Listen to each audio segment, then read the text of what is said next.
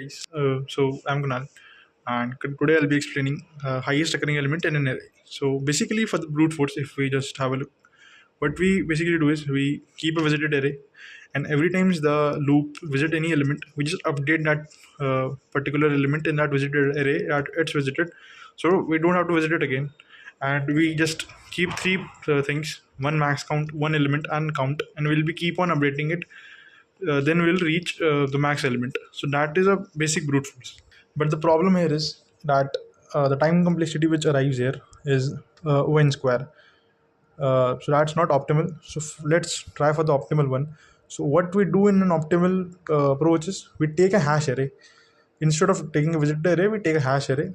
In that hash array, what we do is when we loop through each element, we update the frequency, not the visiting part. We update the frequency, like one is visited once, so we update here one. Then two is visited, so first we update like 0 to 2. Then when it comes to 3, 0 say 1. Then again 3, 1 say 2. Then again 3, 2 say 3. Then again 2, 1 say 2. So that's the whole visited. So when we have to return the maximum, what we do is simply uh, yeah, so what we do is we simply make a hash map, and in that hash map particular, we put all the elements and map it according to the frequency they are occurring. And later on, we compare the element and its frequency with the max frequency which we have taken.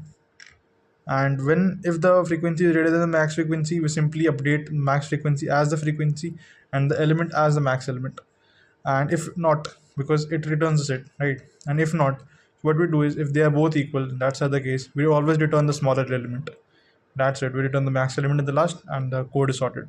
Yes, there's another, just instead of the hash map, when I told you about the hash array.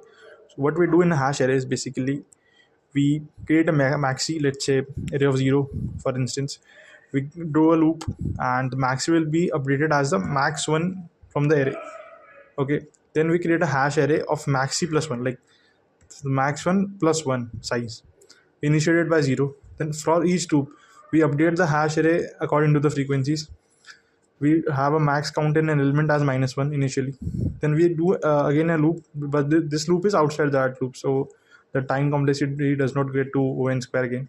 We compare that hash of I is greater than max count or not. If it is, we simply update the max count as the current count, and simply the element we update as I and return the element. That's it, simple.